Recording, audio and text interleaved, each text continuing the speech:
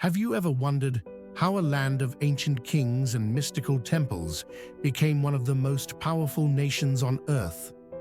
A place where the whispers of forgotten rajas, the chants of ancient priests, and the dreams of emperors still echo through marble, sandstone, and sacred stone.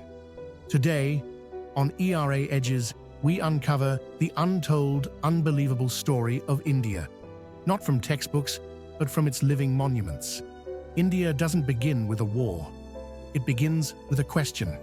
How did one civilization give birth to so many wonders and survive for 5,000 years while empires around it crumbled into dust? Let's begin. At the heart of a legend.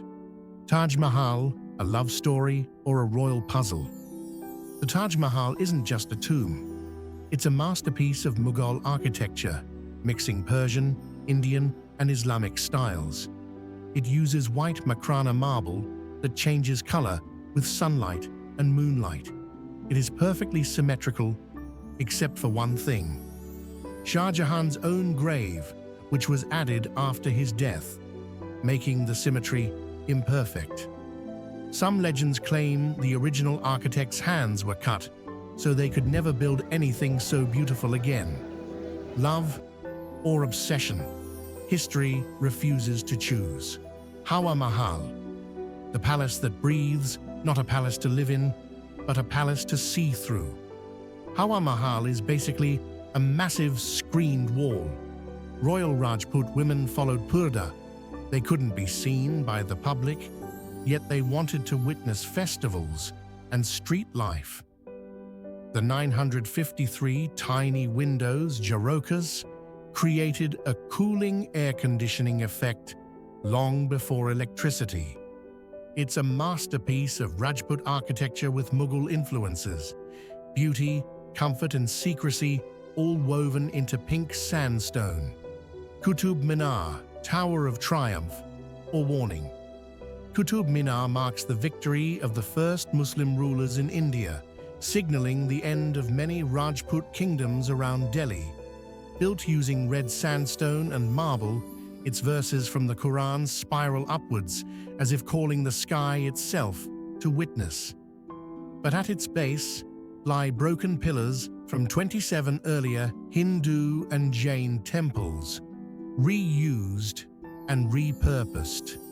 It's not just a monument, it's a statement. New rulers are here, but the past still survives beneath our feet.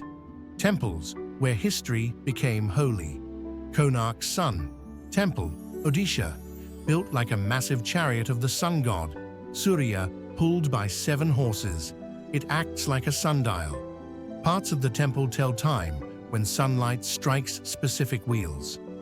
Meenakshi Temple, Madurai, a colorful explosion of art, thousands of sculptures each telling a story, from Tamil mythology celebrating Shiva and goddess Meenakshi. More than a temple, it was once a bank, a cultural center, a fortress.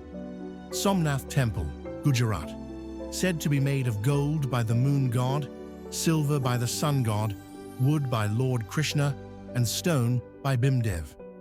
It was destroyed repeatedly by invaders because it symbolized Hindu pride and wealth, but rebuilt every single time, becoming a reminder: faith cannot be defeated.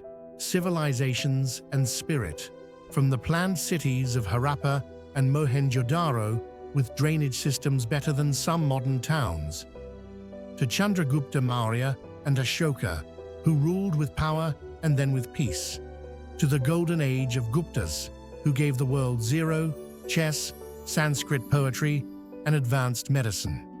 Then came the Mughals, whose love for gardens, art, and structure changed India's skyline forever. Finally, the British Raj, independence, and the rise of a new India that became an IT superpower, but still worships its past. If you'd like, I can now. So I ask you, was India built or born? Was it ruled, or did it simply pretend to be asleep, waiting for the right moment to wake? Because one thing is clear, Empires passed, flags changed, rulers came and went, but India remained, watching silently through her mahals, minars, mandirs, and gates. If these stones could speak, would we dare to listen? If this story made you curious, emotional, or even proud, like this video, share it with others, comment your favorite Indian monument, and subscribe to ERA Edges. Because history is not just to be studied, it is to be felt.